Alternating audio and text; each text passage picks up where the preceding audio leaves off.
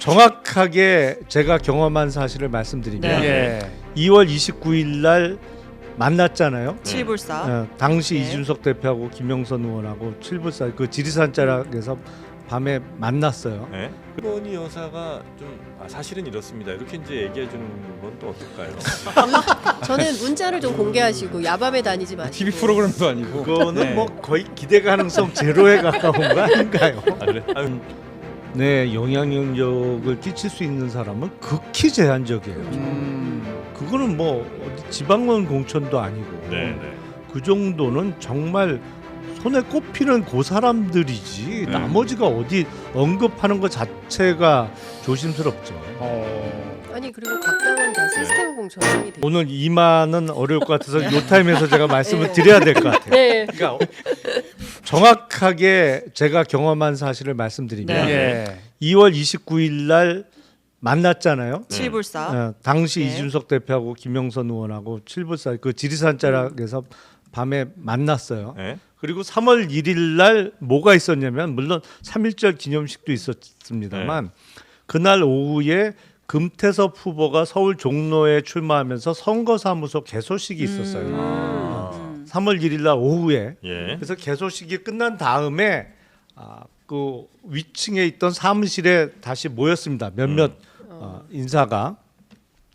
당시 이준석 대표를 비롯해서 저도 그때 정책위 의장을 할 때니까 예. 모였었고요. 몇몇 사람이 모였었는데 거기서 얘기가 나온 거예요.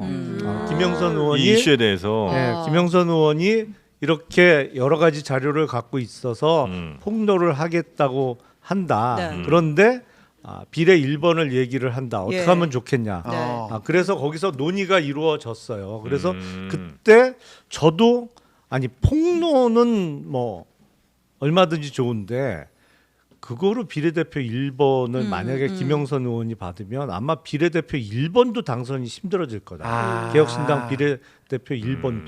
그러니까 집권 세력에 대한 치명타는 분명히 되겠지만 개혁신당하고는 맞질 않는 것 같다고. 네. 정말 불의를 못 참고 이른바 양심적으로 폭로를 하겠다고 하면 그거는 얼마든지 오케이입니다만 그게 비례대표 1번하고 연결되는 순간에 순수성도 훼손되고 그리고 개혁신당 자체가 어려워질 거다. 그 자리에 제 기억에 의하면 김종인 위원장도 계셨어요. 물론 끝까지는 안 계셨어요. 네. 중간에 네, 네, 조금 네. 뭐 일찍 이석을 하셨습니다만 그래서 오늘 라디오에 출연하셔갖고 뭐 김종인 위원장 본인이 막은 것처럼 말씀을 하셨던데 그건 아니고 그 자리에서 중요 당직자들이 어렵다 그건 안 된다. 비례대표 순번하고 연관되는 순간에 망한다 이제 그 얘기를 한 거고 그래서 한 거예요. 그 얘기가 그렇게 진행된 겁니다. 근데 그렇게 심각하게 고민한 이유는 뭐예요? 말씀 들어보니까 당에서도 대체로 그러면 그건 좀 부정적이라고 이제 말씀들을 하셨다는 거잖아요. 근데 이준석 의원도 뭐 생각해 보면 이거니까 폭로는 뭐 얼마든지 오케이지만 이거는 안 받는 게 맞겠다라고 생각을 분명히 했을 것 같은데 그렇게 당 중요 인사들한테 이렇게 상의도 하고 혹은 뭐 거기 한 명 남겨놓고 계속해서 뭐 협의를 하고 혹은 뭐 합의서 초안까지 이렇게 작성할 정도의 고민이 깊었던 이유는 뭡니까?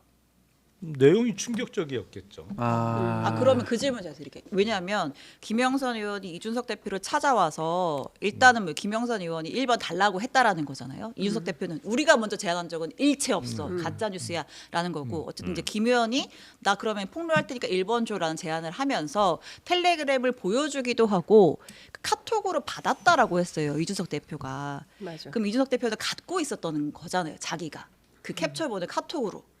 그걸 혹시 그 회의 때 보여주면서 공유를 하던가요? 그러지는 않았어요. 말로 풀어서 했지. 말로. 그러니까 제가 이걸 질문하는 이유는 이준석 대표는 그 캡처본을 보고 갖고 있으면서 근데 본인은 그렇게 얘기를 하잖아요. 나도 이걸 봤는데 좀 완결성이 떨어진다고 느꼈어. 그러니까 이게 여사의 뭐 개입 좀 애매하다고 느꼈어라고 이제 본인은 설명을 하는데 논리적으로. 그거를 지도부들이랑도 정확한 원문을 공유를 하면서 그 김 여사의 공천 개입에 대한 판단을 한 적이 있는지. 그건 아닙니다. 그건 아니에요. 근데 저는 이런 포인트가 되게 중요하다고 생각해요. 이 국면에서 이준석 대표가 그 선의의 조언이라는 표현을 썼어요. 예. 그러니까 본인이 이 캡처본을 딱 요것만 봤지 앞뒤의 맥락을 보지 못했다. 그리고 이 텔레그램 캡처본을 본 사람들의 판단은 그냥 김건희 여사가 김영선 의원한테 선의로 조언하는 정도의 수준이지 그 이상으로 뭐 공천 개입이다 이렇게 보기에는 무리한 점이 있다라고 그런 뉘앙스로 얘기를 했어요. 네. 근데 오늘 보도된 내용을 보면 이건 선의의 조언이라고 보기는 어려운 정도의 수준 아니겠습니까? 네네. 그리고 명태균이라는 사람이 어느 정도까지 개입을 했는지는 알 수 없지만 그리고 그 김용남 의원님 말씀대로 그 내용이 상당히 충격적이기 때문에 그거를 폭로할지 말지 그리고 부차적으로 비례 1번 요구에 대해서 부응할지 말지에 대해서 개혁신당 관계자들이 논의까지 했었던 거잖아요. 네. 의원님 말씀을 들어보면 3월 1일 날 그러면 논의해서 부결된 거예요. 이 안이. 그러니까 김영선 의원은 건너올 결심을 하고 내가 이거 폭로할 테니까 그 대가로 비례 1번 줘 이런 요구를 한 거고 개혁신당에서는 폭로는 좋은데 그 비례 1번은 곤란해 이러면서 사실상 이게 그 B 의원이 뭐 기자회견 준비하다가 못했다고 얘기하는 것처럼 실제로 그 파이널까지 이르지는 못했다 이렇게 되는 거 아니겠습니까? 그러니까 사실상 이 과정에서 어떤 정치적 거래가 있었던 것은 맞는 거 아니냐 이렇게 되는 거래가 성사는 성사는 안 거죠. 된 네. 거지만 네. 예, 예. 거래 미수. 미수 미수요. 미수 이런 건 뭐 법적으로 문제는 없는 거죠? 만약에 누군가가 이런 거래를 내가 공천 약속한 바가 없으니까 아. 법적인 문제까지는 안 가죠. 약속을 한 적은 없어요. 약속하면 어떻게 돼요? 그거는 문제가 되죠. 예. 너 이거 터트려주면 내가 공천 줄게. 이거는 선거법 위반이나 이런 게 있을 수 있는 거죠? 공직선거법 조문을 다시 한번 확인해 봐야 되는데 왜냐하면 그런 식의 어떤 사건화가 된 적이 없기 때문에. 네. 근데 그 조문 중에 뭐 약속 뭐가 그 약속이라는 문구도 있었던 것 같아요. 그러니까 이제 개혁신당의 입장은 당시에 뭐 기자회견문 초안 작성까지 했던 거는 뭔가 합의가 있어서 한 게 아니라 네. 그렇죠. 어쨌든 뭐 시점이 조금 뭐 빠듯하기도 하고 했으니까 그런 실무 작업은 약간 있었을지 미리 모르겠지만 준비해 놓은 수준 뭐 거기 그게 다죠. 사실. 내부적으로 거기에 대해서 오케이를 할 뭐 약속을 했다거나 아니면 논의 후에도 뭐 그런 건 전혀 아이. 없었다. 이번 걸과 관련해서 오직 이준석 의원만 키맨입니까? 윤상현 의원이라든지 뭐 다른 그거는 의원은 이제 재보궐대로 가는 아, 거죠. 네, 그쵸. 이준석 대표가 국민의힘에 있을 다른 때. 분들의 어떤 증언도 중요할 것 같은데. 앞으로 많이 나올 거려. 그래요. 예. 그럴 것 같아요. 네. 그리고 근데- 당장 그 저기 B 의원이 이준석 의원이라는 거고 예. A가 기자회견 준비한 분이 이제 아니 A가 이준석. 그러니까 AB가 약간 뭐 바뀌더라고요. 아, 뭐, 네. 그럴 수도 네. 이게 이제 여튼 둘 중에 천하람 한 명. 의원이라는 B가 거죠. 이준석. 아. 네, 네. B가 첫 번째 보도부터 네. 보면 네. B가 이준석, 이준석, A가 회견문 천하람. 준비했던. 예. 네. 그러니까 이제 이렇게- 당시의 의원이 아니요. 그렇죠. 그런데 변호사. 저는 네. 이런 거예요. 아까 의원님께서 내용이 충격적이었다. 그럼 도대체가 김영선 의원과 김건희 여사가 주고받은 문자 내용이 첫 보도 뉴스토마토의 첫 보도에 따르면 그 창원에서 김해 갑으로 옮기라는 네, 거고 네. 옮겨서 만약에 이게 좀 당선이 어려울 것 같으면 대통령의 어떤 맞춤형 공약을 만들어서 제공하겠다라는 맥락의 대화 내용이 포함되어 있다고 한다면 이거는 엄청난 국정농단 아닙니까? 예? 아니 일단은 그 대통령의 영부인이 현역 당시 5선 의원이었잖아요. 네. 김영선 의원이 여당 5선 중진 의원의 공천과 관련해서 네. 언급을 해서 뭐 지역구를 옮기는 게 옮기라고 해서 옮기고 근데 거기 옮긴 데서도 또 공천이 안 예. 되고 이거 자체가 사실은 있을 수가 없는 일이죠. 국민이 같은 그거 자체가 그렇잖아요. 그렇죠. 아니 현직 대통령도 해서는 절대로 안 되는 일인데. 근데 그 풀파워로 옮겨줬는데 왜 거기서는 안 된 거예요? 그거는 또 그러다 보면 또 당시 이번 총선을 치를 당시에 네. 국힘 사정이 그렇죠. 또 한동훈 드러날 비대위 수밖에 없는 얘기도 거죠. 나와야죠. 한동훈 대표가 아마 당시 이제 비대위원장이 아마 요건 또 막은 것 같은 느낌? 그러니까 저는 네. 이 국면에서 두 명의 양심 선언이 필요하다고 생각해요. 양심 선언. 네. 누구? 양심. 이준석 대표도 이준석 얘기를 대표? 해야 되고 네. 한동훈 대표도 말을 해야 됩니다. 아하. 한동훈 대표가 사실은 그 소위 얘기하는 문자 익심 논란 당시에 음. 김건희 여사로부터 그것만 받은 것은 아니다라고 국민의힘 주변 관계자들이 설명을 하고 있어요. 당시에 그런 얘기도 했어요.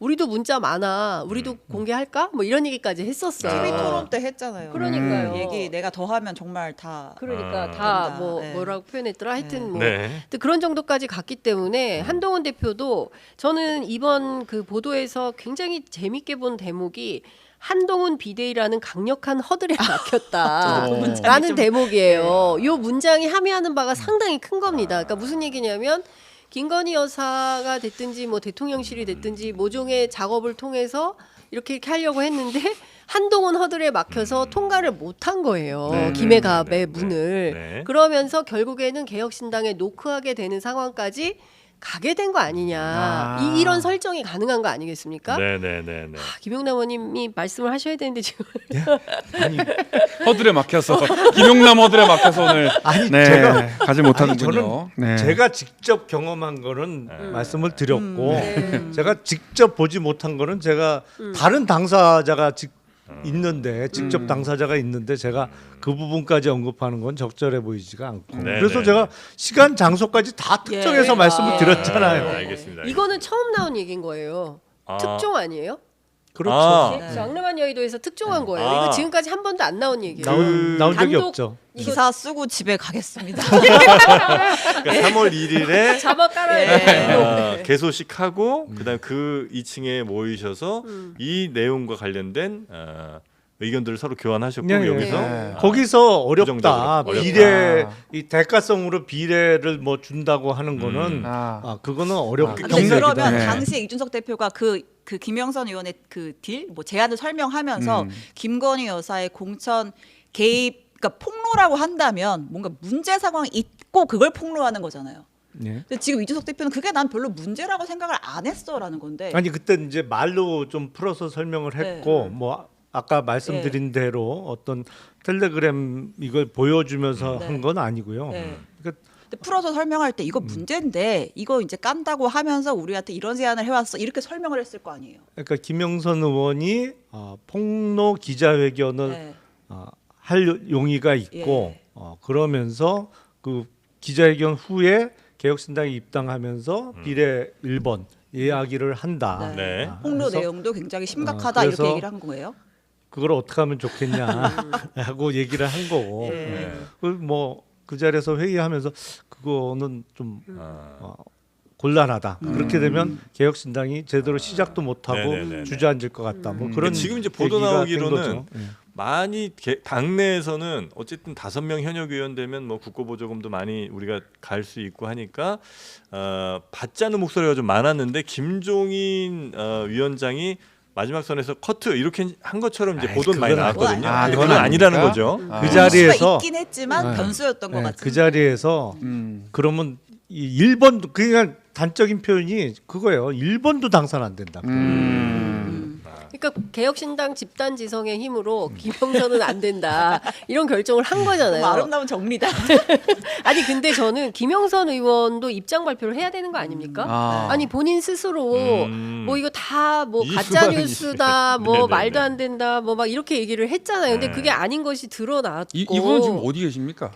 집에 있나? 잠수 칠불사에 있습니다. 계십니까? 네, 네. 전화를 받지 근데 않아요. 저는 이 대목에서 김영선 의원도 도대체 무슨 내용? 이분이 판사 출신이잖아요. 아, 예. 네, 그리고 네, 네. 국회 판사 아니. 변호사 아니. 변호사예요. 그냥? 사법연수원 수료하고 예. 제가 알기로는 변호사를 바로 아, 시작했어요. 그러니까 법조인 출신이잖아요. 네. 그러면 이분이 이게 법률적으로 문제가 된다 안 된다 판단을 해서 내가 이 공천 개입 의혹을 폭로 기자회견을 하겠다라고 결심을 해서 개혁신당을 온 거잖아요. 네. 그럼 거기 내용에 상당히 문제적 요소가 있다고 본인이 판단한 거 아니겠습니까? 그러면 그 부분에 대해서도 정확한 자기 입장을 좀 저는 밝히는 게 맞다고 생각을 하고 대국민 사과도 저는 해야 된다고 생각해요. 김영선 의원. 그렇습니다. 네. 거짓말한 거잖아요. 아니 그리고 오늘 보도는 사실은 일자와 장소까지 다 나온 보도잖아요. 예, 예. 그러니까 금년 2월 29일 예. 뭐 칠불사 뭐 네, 거기에 네, 네. 누구까지 다 나온 보도이기 때문에 만약에 김영선 의원이 그 전과 같은 주장으로 그게 허무맹랑한 얘기다 사실 무근이다 그러면 본인이 고소해야지, 이거는. 그거 해야죠. 네. 이렇게 구체적으로 보도가 나왔는데. 나왔는데. 명태균 씨는 지금 뭐예요? 뭐 아까 고소장 쓴다는 거. 아, 예. 페이스북에 아, 그래요? 글을 고소장 올렸습니다. 쓴다고요? 어제 저녁에 네. 허위사실 유포에 대한 민형사 소장 접수합니다. 허위사실 유포에 대한 법적 책임의 시간입니다. 아. 이런 누구를 글을 대상으로 올렸습니다. 한다는 거죠? 그 뉴스토마토? 그러니까 이제 이분도 아니면- 어제 보도가 나올 거란 걸 미리 알고 있었나 보죠. 예. 어저께 이런 걸 올린 걸 보면 당연히 뭐 본인에게도 취재가 들어갔을 것이고. 본인이 그러면 정확하게 좀 입장을 얘기해도 괜찮지 않을까요, 그죠? 본인이 사실은 여기까지고 이거는 예. 좀 너무 부풀려진 얘기고 이거는 아니다. 이 상황들 지금 하지 마라. 등장하기는 어렵겠죠. 아. 왜냐하면 이것은 뭐 제가 보기에는 이제 시작에 불과하고 이후에 뉴스토마토 어디까지 나올지 그렇죠. 모르니까. 어디까지 나올지 모르는데 섣불리 나섰다가 본인에게 불리한 상황이 될 수도 있으니까 지금은 좀 나서기는 어려울 것 같고 네. 저는 국민의힘 윤핵관으로 분류되는 Y와 K 의원도 그렇고 그다음에 김종양 의원도 네. 당시에 이제 그 윤핵관들은 이분을 밀었다는 거잖아요. 그런데 결국은 김영선 의원으로 교체됐다는 거잖아요. 2022년도 재보궐 때. 네. 그럼 이분들도 뭘 알고 계실 거 아니겠어요. 네, 그러니까 이분들도 뭔가 취재가 필요한 거죠. 당시에 무슨 일이 있었던 건지. 근데 그분들도 참 약간 의아했겠어요. 나도 나름 윤핵관이라고 자부하고 다니는 사람인데 센 분들인데 어떻게 하다가 저 사람에게 우리가 밀렸나. 그렇겠죠. 근데 결론은 윤핵관보다는 건핵관이 더 셌다. 이제 이런 생각을 이제 그 사람들은 하실 수도 있겠다는 생각이 저 밑에서 좀 들기도 하네요. 항상 윤핵관보다 훨씬 센 도사 같은 분들이 계신 거죠. 도사 같은 분들. 진짜 세. 이분은 도사 책사이면서 도사이기도 한 거예요? 아니 본인은 전혀 그 그쪽은 역술적은 역술인이나 아니래요. 뭐 무속인은 전혀 아니라고 하고 지역에서 기업인 뭐 이렇게 뭐 사업도 네, 뭐 하고 회사하고. 또 이른바 선거 전략가 네. 그리고 여론조사 맞아요. 업체도 예. 운영을 하면서 그러니까 기본적으로 그런 표현이 있잖아요. 명태균 씨가 데이터를 가져오면 네, 그 데이터를 한성득 보고 교수님이 뭐 판을 짰다. 김정일 위원장이 네. 판을 짰다는 게 이제 그 데이터라는 게 주로 여론조사 결과. 근데 이제 네네네. 뭐 그게 마사지가 됐는지 안 됐는지는 잘 모르겠습니다만 네. 어쨌든 그런 식의 이제 그걸 만들어 갖고 오면 그걸 갖고 판을 짰다라는 표현이 뭐 정확한 표현 아닌가 싶어요. 이 이런- 주장도 네. 맞아요? 함성득 교수의 주장은 명태균 씨가 김종인 전 위원장, 이준석 대표랑도 가깝다라고 주장을 하는데 이건 맞아요. 그러니까 가깝다 안 가깝다는 상당히 주관적인 판단이 개입될 수 있는 그렇죠. 거잖아요. 자료 그러니까 좀 재봐야 되죠. 그거는. 네. 모르는 사이는 아닌 아니다. 거로 아. 알고 있습니다. 근데 이제 있다. 예를 들어 이 명태균 씨 같은 사람이 뭐 판짜고 뭐 그 사람이 뭐 판짜는 것 자체가 재밌어서 그러진 않을 거 아니에요. 뭔가 이제 자기에게도 어떤 이익이 생기니까 그 판도 짜려고 하고 여기저기 연락도 해갖고 뭔가를 이제 그림을 그릴 텐데 그럼 이 사람은 대체로 어떤 식으로 그 이익을 취하는 거예요? 이렇게 이제 뭐 김영선 의원에게 뭐 공천을 좀 이렇게 밀어준다 치면 그거야. 정확하게 어떻게 알겠어요? 그걸 정확하게 알고 계신 표정인데요. 아니. 그걸 정확하게 어떻게 알아요? 근데 어쨌든 누구도 무시할 수 없는 실력자로 인정을 받았던 거고. 네. 그리고 또 그런 게 계속되기 위해서 많은 경우에 왜 지금 스피커폰으로 받았다 이런 게 본인의 어떤 위세를 가시하기 위해서 그게 본인이 하는 일에 도움이 된다고 판단해서 그렇게 했겠죠. 예를 들면 그러니까 상상입니다만 어떤 뭐 국회의원이 하고 싶은 사람이 그 사람에게 뭐 경제적 이득을 이렇게 가져다 주면서 좀 부탁하고 이런 그림도 가능합니까? 아니 원래 선거 기획 전략을 한다는 분들이 벌잖아. 그런 식의 컨설팅이나 컨설팅. 이런 거를 하는 거죠. 네. 아니 그 컨설팅 비용이 어마어마하잖아요. 아, 그래요? 그럼요. 선거 기획 같은 거 하면 네. 소위 정치 컨설턴트들이 많은 비용을 네. 주고 뭐 여론조사도 맡기고 뭐 어디 방송 출연도 시켜주고 뭐 블라블라 해가지고 큰 금액을 저 선거 출마자들이 준비를 하죠. 네. 그래서 네. 큰 금액을 내고 그분한테 선거 캠페인을 맡기잖아요. 그렇게 해서 하는 분들이 이제 나와서 소위 전략가라는 이름으로 네, 네, 네. 방송에 출연해서 설명하시는 분들이 대체로 비용은 그런 데서 그런 나오는 거죠. 그러니까 그런 분인데 이분은 경남 지역에서 활약을 했던 분인 거고 네. 저는 이 기사에서도 신성범 의원 그다음에 누굽니까 민주당의 허성무 그다음에 김두관 뭐 네. 이런 사람들이 박완수분 박한수요 네. 뭐 이런 사람들이 쭉 설명하는 걸 보면 브로커나 뭐 컨설턴트에 더 가깝다 이제 이런 표현들을 하고 있는 것이고 네. 그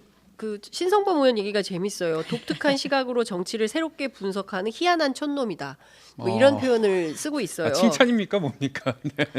선거 기획 능력은 탁월하다. 뭐 이런 얘기들을 하고 있는 건데요. 네. 그리고 허성모 의원은 여야를 넘나들면서 특히 초선 출마자들에게 접근을 많이 하고 갑자기 새로 들어온 사람들 지역 잘 모르고 기반 약한 사람들한테 밀착을 해서 그 사람의 편의를 봐준 뒤 약점을 잡고 흔드는 전형적인 선수다라는 말이 많았다라고 전해주고 있어요. 그러니까 이거 허성모 의원 인터뷰 내용인데 그러니까 이런 평이 있는 이런 평을 받는 분인 거죠. 네.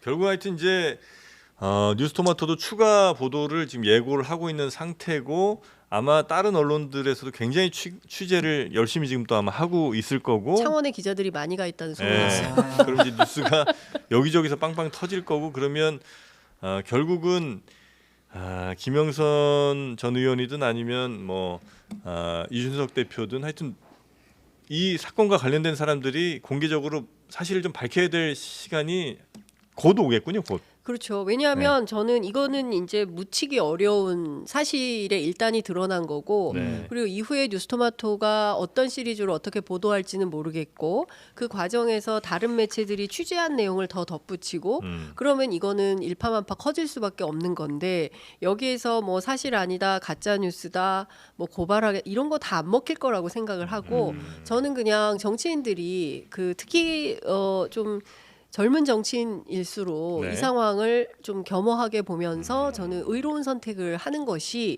이후 정치 행보를 위해서 정치 일정을 위해서 훨씬 바람직한 선택이 아닐까라는 생각이 좀 듭니다. 네. 요걸 김건희 여사가 좀 사실은 이렇습니다. 이렇게 이제 얘기해 주는 건 또 어떨까요? 저는 문자를 좀 공개하시고 야밤에 다니지 마시고 TV 프로그램도 아니고. 그거는 네. 뭐 거의 기대 가능성 제로에 가까운 거 아닌가요? 그래? 왜냐면 또 하도 김건희 여사 거론한 사람들이 많으니까 아닙니다, 여러분. 사실은 이렇습니다. 이렇게 이제 얘기해 주시면 또 꽤 괜찮지 않을까 하는 생각이 들기도 사실 우리가 하는데. 막 어제 앞에서도 얘기했잖아요. 김영호 의원님도 그렇고 김건희 여사의 녹취가 오늘 나올 거라고 기대를 약간 한 사람들이 있었다. 그 정도의 보도는 되지 않을까 이런 얘기를 했는데 사실 김건희 여사의 녹취가 나오려면 통화 당사자인 명태균이 그렇죠. 사실은 결심을 하고 내가 이제 뭐 진실 고백하겠다라고 나서야 되는 거죠. 네. 지금까지의 태도로 봤을 때는 이제 그런 상황은 아닌 것 같고. 근데 아마 그 통화 내용을 들은 사람은 꽤 있는 것 같아요. 네, 보도 들려줬다고 내용으로 볼 하니까. 때 왜냐하면 내가 이 정도야 하고 아니 이 명태균 씨 말고도 그런 사람 많아요. 예. 장안에 많아 사실은. 그래서 제가 이 폭탄 같은 녹취 파일이 너무 많아서 언제 터질지 모른다. 저 뭐 한두 개도 아니고 네. 라고 말씀드리는 게 그런 게 너무 많거든요. 네. 사실은. 근데 저는 이런 거예요. 지금 의료 대란 때문에 전 네. 국민이 정말 얼마나 힘겹게 조마조마한 마음으로 추석 맞습니다. 연휴를 네. 견딘 거 아니겠습니까? 그런데 어제 조규용 보건복지부 장관 얘기를 들어보면 네. 시민의식이 뛰어난 국민들의 노력으로 의료진의 헌신으로 잘 고비를 넘겼다. 추석. 예, 네.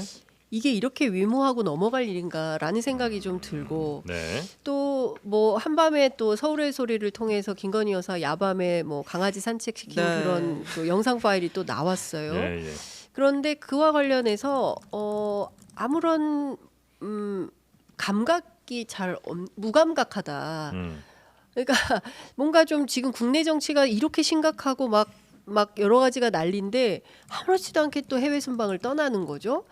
그리고 가서 무슨 어떤 성과가 있을지에 대해서도 벌써부터 이제 비관론이 우세한 상황인데 과연 전국 운영을 국정 운영을 이렇게 해도 되는 것인가가 참 걱정입니다. 네네네. 이번에 체코 순방의 이유가 원전 수출 때문이라고 네. 이야기를 했잖아요. 네. 대통령이 이제 원전 수출 아니 근데 원전 수출의 걸림돌은 체코 정부가 아니에요. 네. 미국이죠. 미국 웨스팅하우스가 네. 우리 원천 원전 수출하려고 하는데 이 원천 기술을 네. 웨스팅하우스 거를 무단으로 사용했다라고 시비를 걸고 있기 때문에 문제가 되는 거지. 그러니까 그게 체코 가서 해결될 문제는 전혀 아니거든요. 설명을 정확하게 하셔야지. 그러니까. 그렇게 네. 그냥 애둘러서 원전 수출을 하러 간다라고 조금 사실과 다른 말씀을 대통령이 하시면 안 되는 거죠. 네네. 하여튼 그래서 지금 대통령 부부는 체코로 아마 갔죠? 네, 네. 2박 4일. 예. 2박 4일로 네, 갔고